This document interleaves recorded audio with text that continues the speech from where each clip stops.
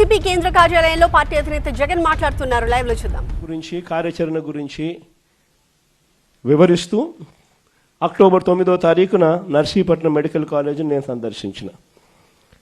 దాని తర్వాత అక్టోబర్ 10వ తారీఖు నుంచి డిసెంబర్ 10 దాకా ప్రతి గ్రామంలోనూ ప్రతి పట్టణంలోనూ వార్డుల్లోనూ రచ్చబండ కార్యక్రమాన్ని నిర్వహిస్తూ ప్రజలకు ఈ మెడికల్ కాలేజీల విషయంలో ప్రైవేటీకరణ విషయంలో ప్రజలు నష్టపోతూ ఉన్నది ఏమిటి అని చెప్పి సువివరంగా ఎక్స్ప్లెయిన్ చేస్తూ ప్రజలను ఈ సంతకాల సేకరణలో భాగస్వాములను చేస్తూ ప్రజలు ఏ రకంగా చంద్రబాబు నాయుడు తీసుకుంటా ఉన్న ఈ నిర్ణయాల వల్ల నష్టపోతారు, ప్రజలు ఎలా నష్టపోతారు అని చెప్పి సువివరంగా ప్రజలకు ఎక్స్ప్లెయిన్ చేస్తూ జరిగిన కార్యక్రమం ఇది. నిజంగా ఒక ప్రైవేట్ మెడికల్ కాలేజ్ జిల్లా కేంద్రంలో ఒక గవర్నమెంట్ మెడికల్ కాలేజ్ ఒక జిల్లా కేంద్రంలో వస్తే అక్కడ ఉట్టి మెడికల్ కాలేజీలో ఉన్న సీట్లే కాదు, ఆ సీట్ల వల్ల లోకల్గా మన పిల్లలు గవర్నమెంట్ డాక్టర్లుగా అక్కడే కనిపిస్తారు అనేది ఒక ఆస్పెక్ట్ అయితే, ప్రైవేట్ కన్నా తక్కువ ధరకే మన పిల్లలు చదివి బయటకు వచ్చే పరిస్థితి ఉంటుంది అన్నది ఒక ఆస్పెక్ట్ అయితే, అన్నిటికన్నా ఇంకా పెద్ద ఆస్పెక్ట్ ఏమిటి అని అంటే ఈ మెడికల్ కాలేజీల వల్ల వీటితో పాటు వచ్చే టీచింగ్ హాస్పిటల్ వల్ల ఆ ప్రతి మెడికల్ కాలేజీ వల్ల ఆ టీచింగ్ హాస్పిటల్ వల్ల ఏకంగా మల్టీ స్పెషాలిటీ సూపర్ స్పెషాలిటీ సేవలు ప్రజలకు ఉచితంగా హాస్పిటల్లో అందుబాటులోకి రావడం. అంటే మా కడప అయితే ఫర్ ఇన్స్టెన్స్ ఒక ఎగ్జాంపుల్ బహుశా ఏది తీసుకున్నా కూడా ఇదే మాదిరిగానే ఉంటుంది. ఒక జిల్లా కేంద్రంగా ఒక మెడికల్ కాలేజ్ తీసుకొచ్చినాం అంటే ఒక 70 కిలోమీటర్లు ఇటు అటుగా మొత్తం జిల్లాలోని అన్ని ప్రాంతాలు కూడా కనెక్ట్ అవుతాయి. అక్కడ ఒక మెడికల్ కాలేజ్ వస్తే సూపర్ స్పెషాలిటీ హాస్పిటల్ అక్కడనే అవైలబిలిటీలోకి వస్తే ఆ మల్టీ స్పెషాలిటీ హాస్పిటల్ అందుబాటులోకి తీసుకొని రావడం వల్ల ఆ హాస్పిటల్లో ఉచితంగా పేదలకు ఈ సేవలన్నీ అందుబాటులోకి రావడం వల్ల ప్రైవేట్ ఎక్స్ప్లాయిటేషన్ అనేది పూర్తిగా జీరో అయిపోతుంది. రేపు పొద్దున ఎవడు ప్రైవేట్ హాస్పిటల్కి పోడు, గవర్నమెంట్ హాస్పిటల్లో ఫ్రీగా చేసి పెడతా అంటే నువ్వేదో రీజనబుల్గా ఛార్జ్ చేస్తే నీ దగ్గరకు వస్తారు తప్ప నువ్వు 2 లక్షలు 4 లక్షలు 5 లక్షలు అంటే ఎవడొస్తాడు? నీ దగ్గరికి పోవడం కన్నా గవర్నమెంట్ హాస్పిటల్లో మా గవర్నమెంట్ టీచింగ్ హాస్పిటల్లో బ్రహ్మాండంగా ఉన్నారు. అసిస్టెంట్ ప్రొఫెసర్లు అందరూ పోస్ట్ గ్రాడ్యుయేట్స్ చదివిన వాళ్ళు, అసిస్టెంట్ ప్రొఫెసర్స్ అందరూ post graduate students, lecturers, medical వృత్తిలో డిగ్రీలు పొందిన వాళ్ళు బ్రహ్మాండంగా ఫ్రీగా ట్రీట్ చేస్తా అంటే నీ దగ్గరికి ఎందుకు వస్తామయ్యా అని చెప్పి ప్రైవేట్ ఎక్స్ప్లాయిటేషన్కు పూర్తిగా చెక్ పడే కార్యక్రమం. ఈ వివరాలన్నీ కూడా సువివరంగా ఈ రచ్చబండ కార్యక్రమాలలో ఎక్స్ప్లెయిన్ చేస్తూ ప్రజలను భాగస్వాములను చేస్తూ వాళ్ళ సంతకాలు తీసుకుంటూ ప్రతి ఒక్కరూ వచ్చి స్వయంగా ప్రతి పేపర్ మీద సంతకం పెట్టి వాళ్ళ టెలిఫోన్ నెంబర్ కూడా రాసి ఏమాత్రం భయపడకుండా ప్రతి ఒక్కరూ కూడా దాదాపుగా 1,04,11,136 మంది పత్రాలు, అందులో వాళ్ళ సంతకాలతో పాటు వాళ్ళ ఫోన్ నెంబర్లతో సహా ధైర్యంగా ఈ నిర్ణయాన్ని మేము వ్యతిరేకిస్తున్నాము, ప్రభుత్వం మెడలు వంచైనా సరే ఈ నిర్ణయం వెనక్కి తీసుకునేట్టుగా ప్రజలు తీసుకుని వచ్చేదానికోసం మేమంతా సన్నద్ధంగా ఉన్నామని చెప్పి ఏకంగా ధైర్యంగా ముందుకు వచ్చి సంతకాలు చేసినారు. ఈ కార్యక్రమం అక్టోబర్ 10 నుంచి డిసెంబర్ 10 వరకు జరిగింది. నవంబర్ 12వ తారీఖున నియోజకవర్గ కేంద్రాలలో ర్యాలీలు నిర్వహించడం. 175 నియోజకవర్గాలలో కూడా నవంబర్ 12వ తారీఖున జరుగుతూ ఉన్న ఈ కార్యక్రమానికి ప్రజల్లో ఇంకా అవేర్నెస్ క్రియేట్ కావడం కోసం అని చెప్పి ప్రతి నియోజకవర్గంలోనూ నవంబర్ 12వ తారీఖున ర్యాలీలు నిర్వహించడం. మళ్ళీ ఈ నెల 10వ తారీఖున డిసెంబర్ నెల 10వ తారీఖున మళ్ళీ 175 నియోజకవర్గాలలో ర్యాలీలు నిర్వహిస్తూ ఈ బండ్లను జిల్లా కేంద్రాలకు పంపించే కార్యక్రమానికి శ్రీకారం చుట్టాం. మళ్ళీ ఈ నెల 15వ తారీఖున జిల్లా కేంద్రాలలో కూడా ఇదే రకమైన ర్యాలీలు నిర్వహిస్తూ ప్రజల్లో అవగాహన అవేర్నెస్ క్రియేట్ చేస్తూ ఇక్కడ నుంచి జిల్లా కేంద్రాల నుంచి ఏకంగా ఈ బండ్లు మన దగ్గరికి వచ్చే కార్యక్రమానికి శ్రీకారం చుట్టడం జరిగింది. దాని తర్వాత ఈరోజు మీ అందరి సమక్షంలో మళ్ళీ మనం ఇక్కడ నుంచి బండ్లను గవర్నర్ గారి దగ్గరికి పంపించడం, ఆయనకు చూపించడం, కొరకు పంపించడం రెండూ చేస్తున్నాం.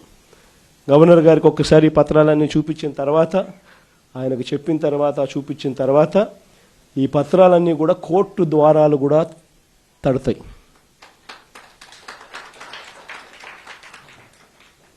కోటి 4 లక్షల సంతకాలు చేసిన ఈ డాక్యుమెంట్స్ అన్నీ కూడా భద్రంగా కోర్టు ద్వారాలు కూడా తడతాయి. కోర్టులో కూడా పిటిషన్ వేస్తాం. 1,04,00,000 సంతకాలు రెడీగా ఉన్నాయి. మీరు ఎప్పుడు అడిగితే అప్పుడు అఫిడవిట్లు మీకు చూపించేదానికి బండ్లన్నీ రెడీగా వచ్చి మీకు చూపిస్తాయి అని చెప్పి కూడా కోర్టులో కూడా అఫిడవిట్ కూడా వేయడం కూడా జరుగుతుంది. ఇంతటితోనే చంద్రబాబు నాయుడు జ్ఞానోదయం వస్తుందని నేను అనుకోవడంలో, ఎందుకంటే ఆయన కొంచెం చర్మం మందం కాబట్టి ఇంతటితో కూడా వస్తుందని నేను అనుకోవడంలో. ఎందుకంటే మామూలుగా మీకు గుర్తుండే ఉంటుంది, పూర్వం మనం ఎప్పుడో, నేను చిన్నప్పుడు జనార్దన్ రెడ్డి గారు ప్రైవేట్ మెడికల్ కాలేజ్ ఇచ్చినారు అని చెప్పి ఏకంగా ముఖ్యమంత్రి పదవి నుంచి ఆయన రాజీనామా చేయాల్సి వచ్చింది. ప్రైవేట్ మెడికల్ కాలేజ్ ఇచ్చినారని రాజీనామా చేయాల్సి వచ్చింది. నాకు అప్పుడు నేను చాలా చిన్నపిల్లోని. అప్పుడే నేను అనుకుంటా ఉంటే ఒక ప్రైవేట్ ఒక కాలేజు, ఈరోజు ఈయనకు సిగ్గు లేదు, ఇంకొకటి లేదు, ఏకంగా లెఫ్ట్ రైట్ సెంటర్ గవర్నమెంట్ ఆస్తులను నేను ఇచ్చేస్తున్నాను అని చెప్పి స్కాములు చేయడానికి ఏమాత్రం వెనకడుగు వేయడంలా. ఇచ్చేసే కార్యక్రమం చెనిక్కాయలకు బెల్లాలకు ఇచ్చేయడమే కాకుండా స్కాముల్లో ఇంకా అన్నిటికన్నా దారుణమైన స్కామ్ ఏమిటో తెలుసా? నువ్వు ప్రైవేట్ వాళ్ళకి కాలేజీలు ఇచ్చేసిన తర్వాత ఆ ప్రైవేట్ కాలేజీలు వాళ్ళు ప్రైవేట్ కాలేజీలు ఇది నడిపేటప్పుడు వాళ్ళ జీతాలు నువ్వు ఇస్తావంట. అది ఇంకా పెద్ద స్కాము.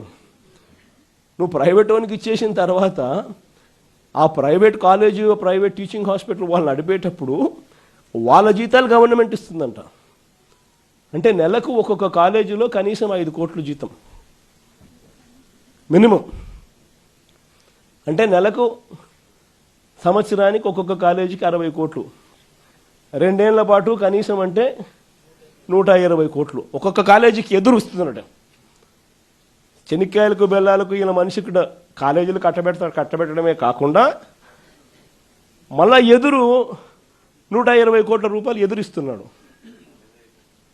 ఇది ఇంతకన్నా ఇంకా స్కామ్, ఇంతకన్నా దారుణమైన పరిస్థితి ఎక్కడైనా ఉంటుందని అడుగుతా ఉన్నా. ఇవన్నీ రేపొద్దున మనం ఇన్ని ప్రయత్నాలు చేసిన తర్వాత కూడా ఎక్కడన్నా కూడా చంద్రబాబు నాయుడు వినకుండా దీనికి ముందుకు తీసుకొని పోతే మాత్రం, ఆ తర్వాత కాలేజీలు తీసుకున్నోడిని మాత్రం మనం అధికారంలోకి వచ్చిన వెంటనే 2 నెలలు తిరగక మునిపే అందరు జైళ్ళల్లో ఉంటారు. ఆ కాలేజీలు తీసుకున్న వాళ్ళు మాత్రం. స్కాములు అనేది మదర్ ఆఫ్ ఆల్ స్కామ్స్ కింద ఇది నిరూపితమవుతుంది. అంతటి దారుణంగా ప్రజలకు నష్టం జరుగుతుందని కనిపిస్తూ ఉన్నా కూడా, ప్రజలు దీనివల్ల ఉచితంగా వైద్యం పొందే అవకాశం పోతుందని తెలిసినా కూడా, మన పిల్లలకు తక్కువ ధరకే, ప్రైవేట్ కన్నా చాలా తక్కువ ధరకే మన పిల్లలకు మెడికల్ కాలేజీలలో సీట్లు వచ్చి చదువులు అందుబాటులో ఉంటాయని తెలిసినా కూడా ఏమాత్రం ఖాతరు చేయకుండా చంద్రబాబు చేస్తూ ఉన్న ఈ తీరుకు చంద్రబాబు నాయుడుకు గట్టి గుణపాఠం మాత్రం ఖచ్చితంగా తగులుతుంది. మరి ముఖ్యంగా ఈ విషయాలన్నీ చెప్పడానికి మిమ్మల్ని అందరికీ మీ ద్వారా ప్రతి కార్యకర్తకు, ప్రతి గ్రామంలోనూ కూడా అభినందనలు కూడా తెలియజేయడం కోసం అని చెప్పి మిమ్మల్ని అందరినీ కూడా ఆహ్వానించడం జరిగింది. గవర్నర్ గారి దగ్గరికి పోయే కార్యక్రమం ఏదైతే ఉందో అందరినీ వాళ్ళు పర్మిషన్ అయితే ఇవ్వలేరు కాబట్టి 40 మందికి మాత్రమే వాళ్ళు పర్మిషన్ ఇచ్చినారు.